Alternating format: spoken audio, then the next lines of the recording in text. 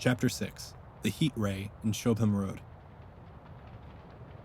That night nearly 40 people lay under the starlight about the pit, charred and distorted beyond recognition, and all night long the common of Horsell and Maybury was deserted and brightly ablaze. By 8:30, when the deputation was destroyed, there may have been a crowd of 300 people or more at this place, besides those who had left the road to approach the Martians nearer.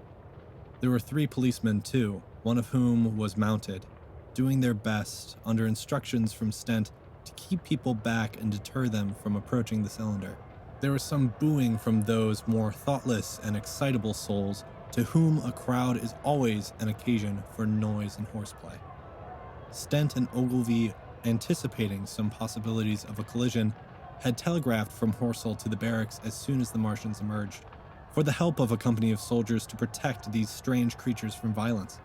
After that, they returned to lead that ill-fated advance. The description of their death, as it was seen by the crowd, tallies very closely with my own impressions.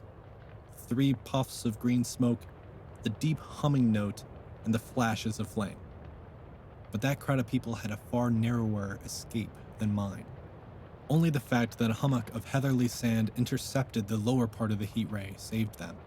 Had the elevation of the parabolic mirror had been a few yards higher, none could have lived to tell the tale. They saw the flashes and then the men falling, and an invisible hand, as it were, lit the bushes as it hurried towards them through the twilight.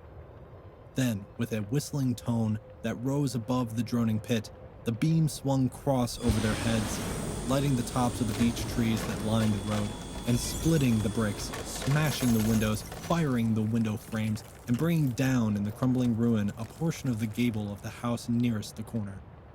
In the sudden thud, hiss, and glare of the igniting trees, the panic-stricken crowd seems to have swayed hesitatingly for some moments. Sparks and twigs began to fall into the road, and single leaves like puffs of flame.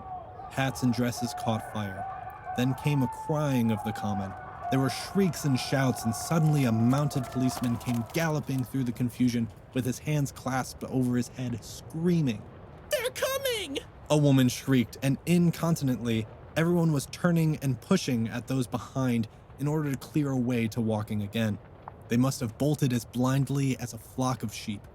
Where the road grows narrow and black between the high banks, the crowd jammed and a desperate struggle occurred. All that crowd did not escape.